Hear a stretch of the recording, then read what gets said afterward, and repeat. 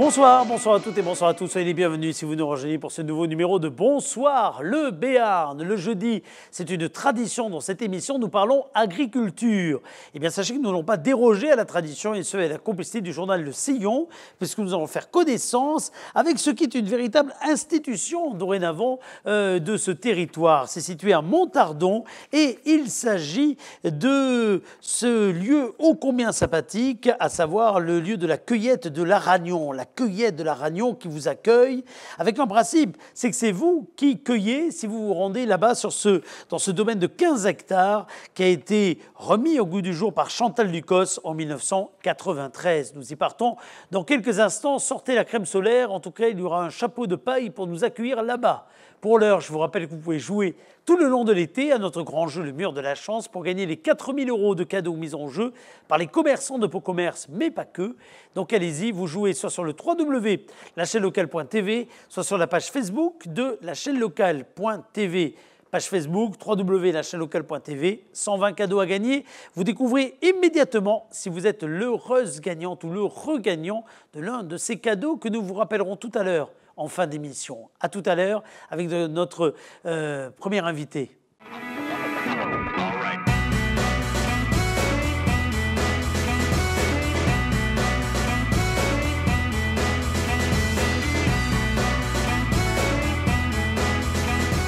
Bonsoir à toutes et bonsoir à tous. C'est très heureux de vous retrouver soit sur Facebook, soit sur Instagram, soit sur le www.lachaînelocale.tv ou bien de vous retrouver également sur le sillon.info, sur pau.fr ainsi que sur tous les médias qui relaient ces interviews, ces bonnes idées de l'été que nous essayons de vous communiquer au travers des invités que nous recevons quotidiennement au cœur même de notre plateau ou bien en liaison, comme ça va être le cas aujourd'hui, avec celui qui est animateur de la cueillette de l'Aragnon à Montardon, Armand, qui est avec nous en liaison. Bonsoir Armand.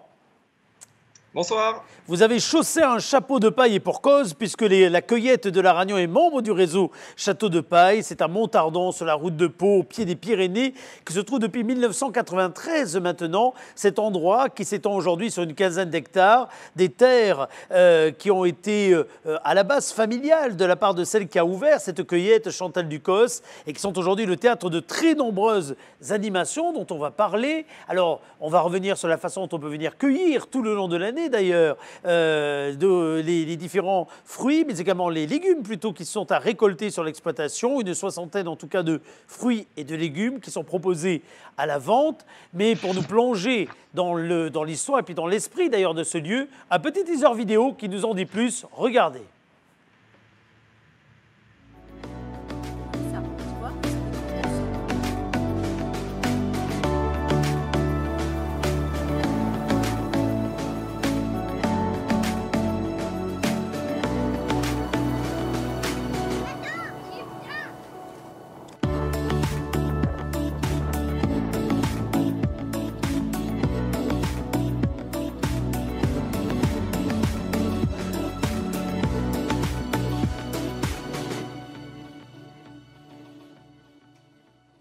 C'est comme si on y était, c'est comme si on y était. Armand, tout d'abord, on va commencer par le départ, avant de présenter la cueillette de l'Aragnon et puis toutes les animations qui vont avoir lieu au cœur du mois d'août pour les enfants et les familles.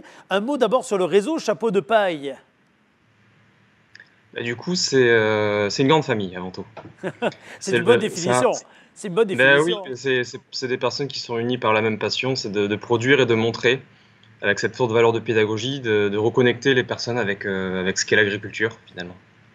Alors, c'est au cœur de terres sur lesquelles on cultivait du maïs, sur lesquelles on élevait des vaches blondes d'Aquitaine, que Chantal Ducos a décidé de mettre en place ce qui est aujourd'hui un véritable lieu d'échange, de partage, de vulgarisation que vous animez, entre autres.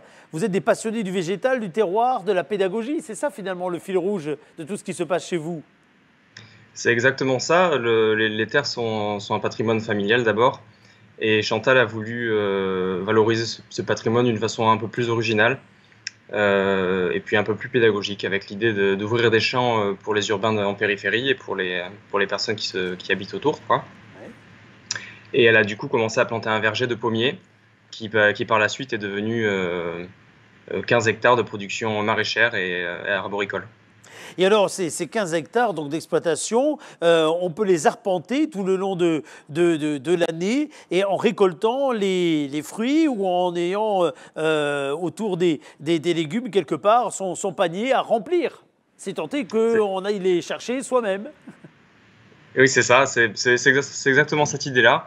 C'est que les gens viennent profiter du site pour voir déjà comment ça pousse et puis pour ramasser des produits qui ne peuvent pas être plus frais que quand on les cueille soi-même. C'est aussi une bonne façon de penser un petit peu sa consommation et puis de se tourner vers une consommation de saison. Parce que pour le coup, nous, on ne peut pas tricher vis-à-vis de ça. Exactement. Alors sur ces 15 hectares, quels sont les fruits et les légumes que l'on peut trouver au gré, j'ai envie de dire, des saisons justement ou des périodes? Ben, je pense qu'à chaque saison, il y a véritablement son fruit. En automne, on est vraiment sur la production de pommes qui commence assez tôt finalement, qui devrait commencer à partir de mi-août, avec des poires aussi. Et au printemps, c'est surtout les fraises qui font venir les passionnés de sucre, et les framboises qui vont arriver du coup au courant du mois d'août. Alors le principe, c'est que chacun ne paye finalement que ce qu'il a récolté. Il n'y a pas d'adhésion à l'année, il n'y a pas d'entrée payante, je dirais, sur abonnement pour 10 ou 12 récoltes. On vient, on s'inscrit, vous me direz comment tout à l'heure, on récolte et à la sortie, on paye ce qu'on a récolté. C'est ça. Alors les inscriptions ne valent que pour les animations. D'accord. Sinon, j'aime bien dire que la cueillette, c'est un magasin. C'est un magasin un peu différent parce qu'il n'y a pas de rayon, c'est des champs. Ouais. Mais l'idée est la même. On se balade dans les rayons. Sauf que là, il faut mettre des bottes. C'est ça. Et on va ramasser les produits qu'on paye après de retour en caisse. Mais alors, C'est simple. si on est des maraîchers en herbe, on n'a pas forcément les bons gestes, les bonnes pratiques. L'intérêt, c'est aussi de rencontrer des gens qui expliquent quelque part comment ce fruit, comment ce légume a été produit, sous quelles conditions, et puis peut-être la façon de le récolter. Ben, c'est exactement ça. Nous, ce qui vraiment nous réunit dans l'équipe, c'est cette idée de montrer, de faire voir et surtout d'expliquer. Donc, je pense que c'est une de nos forces aussi parce qu'avec le temps, on a appris à le faire. Et c'est toujours avec grand plaisir qu'on oriente les personnes dans les champs pour trouver les plus belles courgettes, les plus belles tomates. Et c'est toujours avec grand plaisir qu'on leur explique comment ramasser les produits, comment est-ce que ça a poussé, comment les cuisiner aussi, parce qu'il y a beaucoup de curieux. Oui, vous avez raison. Ben oui, bien sûr. Pour les légumes. Pour tous les légumes. Mais vous êtes combien là dans l'équipe? Vous êtes combien dans l'équipe? Alors, ça dépend un petit peu des saisons, parce qu'il y a un peu plus de travail pendant la belle saison, mais on est une douzaine. D'accord, une douzaine, et vous accueillez, je disais, combien de personnes l'année? Et puis après, on parlera des animations l'été, mais sur une année normale, vous accueillez combien de personnes à peu près? Alors, je ne saurais pas dire combien de personnes on accueille, parce que je ne suis pas directement en caisse, mais juste pour vous donner un ordre d'idée, en 2019, en ce qui me concerne, on a accueilli 3140 enfants dans le cadre des animations. D'accord. Donc ça montre en Donc, effet l'importance, ah ouais, c'est clair, ça montre l'importance en effet de ce lieu. Alors qui commence à être bien connu là maintenant, parce qu'en effet, vous le disiez, il y a non seulement la partie récolte, mais il y a aussi les animations, et puis vous avez greffé autour, je dirais, de la récolte, un petit réseau de producteurs locaux, ma foi, assez sympathiques, notamment les produits qui sont assez savoureux là, qu'on peut trouver chez vous. Ah ben, on a choisi que le meilleur, hein. Ah ben évidemment, évidemment. Qu'est-ce qu'on peut trouver alors dans ce réseau-là, dans l'épicerie des producteurs, ça s'appelle comme tel? Ben, des produits du terroir, que ce soit de la charcuterie, de la viande, du fromage, des produits transformés. Ouais. Et puis aussi des légumes qu'on ne produit pas ici, mais que des collègues du coin produisent très bien. Donc on leur donne aussi la possibilité de vendre leurs produits chez nous. Alors il y a aussi une activité salon de thé et bistrot. Alors je ne sais pas si bistrot, là, pour les périodes actuelles, j'imagine que vous êtes frappé vous aussi par les dispositions particulières du Covid-19. Ben, pour le moment, le bistrot est en stand-by. Il attend des jours plus simples. Des jours plus simples. Par contre, on peut quand même venir siroter quelques boissons en terrasse, déguster une part de gâteau, une boule de glace des Givrés des Prés, puisque vous faites partie de ceux qui proposent ces glaces dans l'esprit fermier d'ailleurs. Voilà, donc l'idée de la cueillette, et puis on va de plus en plus dans ce sens-là, c'est que ça devienne un véritable lieu de vie, un lieu d'apprentissage, on l'a dit, un lieu de découverte, mais aussi un lieu où on a envie de passer du bon temps et où on peut flâner pendant plusieurs heures à l'ombre des arbres et pourquoi pas prendre un goûter, échanger autour d'un jus de pomme, parce qu'on produit du jus de pomme aussi, Ouais. et puis autour de produits savoureux et sains. Alors, il faut préciser qu'on peut y passer le temps qu'on veut, parce que vous disiez tout à l'heure, l'espace est libre, etc. 15 hectares, il peut y avoir un temps de cueillette, un temps de sieste, pourquoi pas, à l'ombre des arbres, et puis surtout un temps d'animation également. C'est ça. Alors pour la sieste, je ne sais pas, parce qu'il y a tellement de choses à faire ici qu'en général, on n'a pas le temps de On ne dormir. va pas faire la sieste, d'accord, je comprends bien. C'est un mythe, c'est un mythe. Mais oui, c'est en tout cas pour les animations, c'est vrai qu'on se tourne de plus en plus vers ça. Il y a maintenant 3 ans et demi, j'ai commencé à proposer des animations pour les familles, Oui. plutôt pour la petite enfance. Et puis après, du fait de ma formation et de mon parcours, j'ai pu aussi proposer des animations qui étaient plus à destination des enfants plus grands et puis même des adultes. Alors, parmi ces animations au mois d'août, alors, parce qu'on va se projeter au mois d'août, qu'est-ce qu'on peut trouver? Alors, durant le mois d'août, on va parler des petites bêtes de la cueillette, des insectes c'est-à-dire qui font vraiment partie de notre travail. C'est vrai qu'on a quand même tendance, dans l'imaginaire collectif, à éloigner les insectes des champs et des légumes. Et nous, on aime bien montrer que finalement, on les aime bien, ces bestioles, quoi. Même si elles nous embêtent des fois. Même si elles embêtent, c'est vrai que beaucoup ont un rôle, hein, finalement, qu'on oublie de préciser dans les équilibres de la nature. Elles ont parfois un rôle, les uns les autres. C'est exactement ça. Alors, du coup, là, les séances que j'ai préparées pour les familles, ce sera tous les mercredis Oui. d'août. Le matin, c'est plutôt des séances pour les 3-6 ans autour du conte et autour d'une capture de coccinelle dans les serres. Il n'y a rien de plus parlant que de concrétiser ces échanges au sein d'un écosystème, que devant la proie et le prédateur, devant le puceron mangé par les coccinelles. Et puis tout ça enveloppé dans un paquet cadeau qui est imaginaire, qui a un conte et qui permet aux plus petits, je pense, de commencer à toucher du doigt ces interactions. Alors, au mois de juillet, vous avez fait également de l'aquarelle, de la cosmétique au naturel, du yin yoga en plein air. Il y aura d'autres activités de ce type au mois d'août? Voilà, il y a toujours une programmation durant tous les mois. Ouais. Alors moi, du coup, je m'occupe de tout ce qui Vous va avez, être... vous avez la réservation pour la programmation qui arrive, là. Oui. Hop. Oui, Parce que excusez-moi. non, c'est manière de dire que les animations, elles se réservent. Donc, vous avez raison. Oui, c'est ça. C'est ça. Les animations C'est se ça, réservent. c'est La ça. cueillette est là. Et du coup, si vous voulez trouver toute la programmation, je vous donne rendez-vous sur le site de la Cueillette de l'Oragnon ou sur la page Facebook où on programme des événements et où vous allez trouver tous les liens pour réserver en ligne ou par téléphone. Moi, du coup, je m'occupe pas du yoga. J'aimerais bien avoir les capacités physiques de le faire, mais je sais pas faire ça. Moi, ça va être plutôt ce qui va être animation nature. Ah ben, vous avez encore des clients. Ça n'arrête pas. Excusez-moi. Non, je vous en prie. Les animations nature, vous disiez, et je crois notamment la découverte des plantes sauvages comestibles. Ça, c'est vous, ça? Voilà, c'est ça. C'est toujours dans cette idée de présenter des choses qui a priori, seraient anti-agricoles, et notamment les herbes folles. Et du coup, cet atelier est né d'une réflexion, bon, d'abord de mon amour pour les plantes depuis des années. Je lis beaucoup et j'échange beaucoup sur ce sujet-là.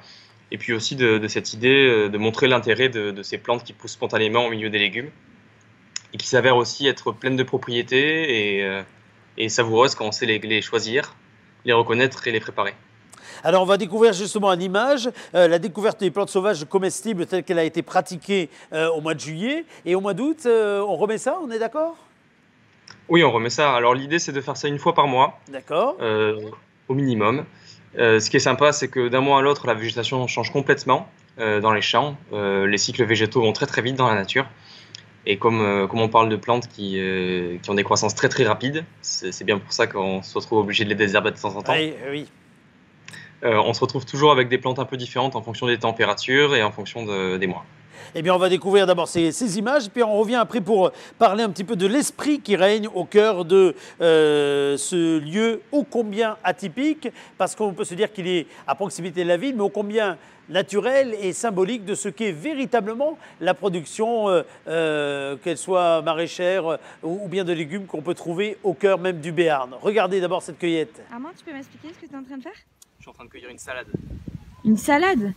Ouais, une salade de pissenlit. Mais tu déconnes, le pissenlit ça se mange pas. Alors le pissenlit, c'est pas qu'une mauvaise herbe, c'est une plante ultra intéressante, le pissenlit. Déjà, comment est-ce qu'on reconnaît un pissenlit? Tout le monde a déjà vu des pissenlits dans sa pelouse, dans la pelouse du voisin. Mais un pissenlit, c'est pas si facile que ça à reconnaître. Parce que vous voyez, ça c'est un pissenlit, et ça en est pas un. Un pissenlit, comment on le reconnaît? Un pissenlit, c'est avant tout une rosette basale. C'est des feuilles qui sont accrochées les unes aux autres, sans tige, directement dans le sol. Puis surtout, la feuille du pissenlit, quand on regarde derrière, elle a aucun poil. Et après, quand on se concentre sur la fleur, elle est accrochée que sur une seule tige simple qu'on appelle un pédoncule. Pof. Alors que d'autres plantes de la même famille, comme par exemple le picris, lui, vous voyez, il est sur une tige avec plein de fleurs accrochées. Alors ce qui est intéressant avec le pissenlit, c'est que c'est une fleur assez particulière qui explique sa famille, les astéracées. C'est des fleurs composées, c'est des fleurs en bouquet. Parce qu'une vraie fleur de pissenlit, c'est ça. Ce tout petit tube là. Tac. Et du coup, chaque fleur va donner naissance à un fruit qui sont tous accrochés à une tige. Tous ces petits trucs qui volent là, accrochés à des aigrettes. Et ces fruits, c'est aussi des graines, ce qu'on appelle des akènes.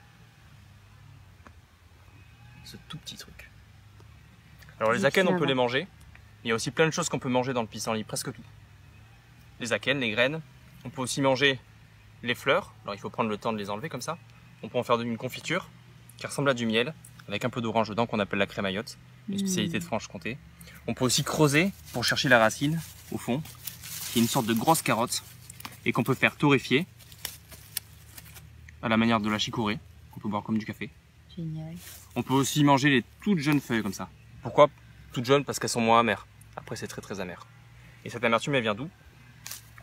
Pof, elle vient d'un latex qui se trouve dans la plante.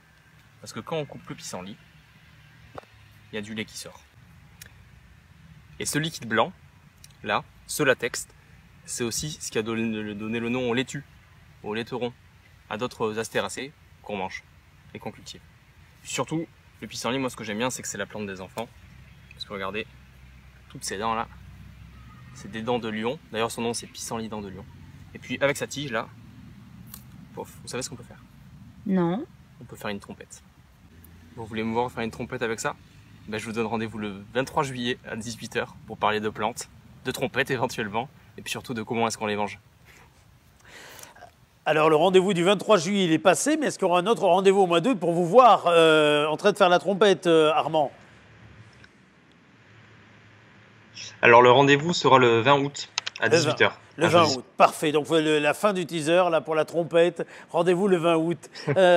C'est bien parce qu'on voit bien que à côté de l'épicerie fermière, à côté de la partie animation, etc. Vous parliez tout à l'heure de la cueillette, ce temps finalement partagé, ce temps d'échange. Hein, c'est ça qui fait toute la saveur de la cueillette également, de l'après-midi qu'on peut passer chez vous. Bah, c'est ce qui nous passionne véritablement, cette idée de transmettre. Et puis même entre collègues, là, vous voyez, on a filmé cette vidéo avec Jeanne qui s'occupe de l'épicerie et c'était un vrai plaisir de pouvoir lui expliquer la vie du pissenlit. Et quand vous êtes en caisse avec Jeanne ou avec Pauline ou Vicky, c'est exactement pareil. Elles ont grand plaisir à vous expliquer comment est produit le fromage qui se trouve au magasin, quelles sont ses spécificités, vous raconter un petit peu la vie de l'éleveur, tout ça, ses choix. Et c'est vraiment ce que j'aime et c'est ce qu'on aime tous à la cueillette de la Ragnon. Mais alors vous, parce qu'on a parlé de Chantal Ducos, donc, qui avec quelque part, qui incarne la génération, une nouvelle génération, la troisième hein, de la ferme, mais vous venez d'où? Vous avez fait quelle formation? Alors j'ai commencé à travailler à la cueillette en tant que passionné du végétal, en tant que saisonnier agricole. Et j'ai voulu me spécialiser dans tout ce qui était pédagogie autour de ça. C'est quelque chose que je faisais depuis longtemps et puis j'ai voulu en faire mon métier. Et du coup, j'ai fait un BTS en gestion et protection de la nature en Bretagne, que j'ai fait en apprentissage ici. Donc, j'ai fait des allers-retours entre la Bretagne et le sud-ouest. Et du coup, j'ai profité de cet apprentissage pour monter le service qui est là aujourd'hui, écrire les premiers comptes, rencontrer les premiers publics, puis créer un lieu vraiment d'accueil pour les enfants, pour le compte et puis aussi pour les plus grands. C'est un très très beau projet. En tout cas, félicitations à vous. On peut connaître peut-être en effet le côté cueillette, mais qu'on prenne le temps de faire connaissance avec les animateurs que vous êtes de ce lieu pour partager, échanger. Puis on est dans une période où on l'a vu, on s'intéresse de plus en plus au circuit court. On redécouvre hein, quelque part ce qui fait finalement la vie, ce qui devrait être la vie quotidienne partagée par beaucoup. J'imagine que cette évolution, ça vous correspond, ça correspond aux idées que vous vouliez véhiculer. On est dans un circuit qui s'appelle Locavore et l'idée c'est vraiment de défendre la consommation locale et puis au-delà de ça la consommation de saison. Et c'est vrai qu'on est un peu habitué à manger des tomates toute l'année et pour le vivre toute l'année. Du coup, il n'y a rien de mieux qu'attendre les tomates et d'avoir vraiment des tomates savoureuses qui arrivent à l'été. C'est clair. Et voilà. L'idée, c'est de redécouvrir un petit peu un mode de consommation un peu différent, plus proche du terroir, plus proche des acteurs de ce terroir, les agriculteurs, et plus proche aussi du goût. Merci beaucoup en tout cas Armand de nous avoir fait partager votre passion. C'est pas un job, on le sent bien. Merci de nous avoir fait partager votre passion. Et puis rendez-vous donc d'abord sur le site internet pour découvrir toutes les animations, cueillette de laragnon.fr et puis donc du côté de la route, ex-route de Bordeaux, route de Pau, ça dépend dans quel sens on le prend, côté Montardon, pour au pied des Pyrénées, participer à cette cueillette, participer à toutes les animations, découvrir les saveurs de l'épicerie des producteurs. Et encore une fois, vous plongez en pleine nature, que vous soyez petit ou grand, n'hésitez pas à vous y rendre et vous ferez connaissance également avec les autres membres de ce réseau Chapeau de paille, qui mine de rien empile telles les cartes sur un château de cartes, un très grand nombre de lieux maintenant, un peu partout, on se récupère comme on peut. Merci beaucoup mon cher Armand et on se retrouve donc et merci à vous. À très bientôt. On se retrouve dans quelques instants, à tout de suite.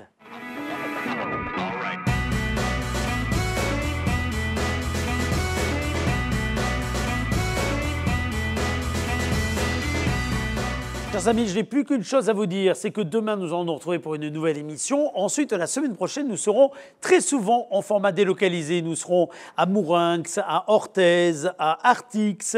Nous serons également à Arthez de Béarn. Nous allons délocaliser notre mur de la chance ainsi que le plateau de cette émission Bonsoir le Béarn qui va se transformer pour l'occasion en Bonjour le Béarn avec la complicité de la communauté des communes de Lac-Orthez qui, tout le long du mois d'août, réalise des festi-marchés. Des festi-marchés que vous êtes nombreuses et nombreux à fréquenter. Et nous allons le faire avec vous à partir de la semaine prochaine. Vous pourrez donc nous retrouver sur les marchés de ce territoire afin de faire connaissance avec les nouveaux élus qui vont prendre la responsabilité du devenir d'ailleurs de ces territoires. Vous pourrez jouer également avec nous avec ce mur de la chance que vous connaissez maintenant par cœur.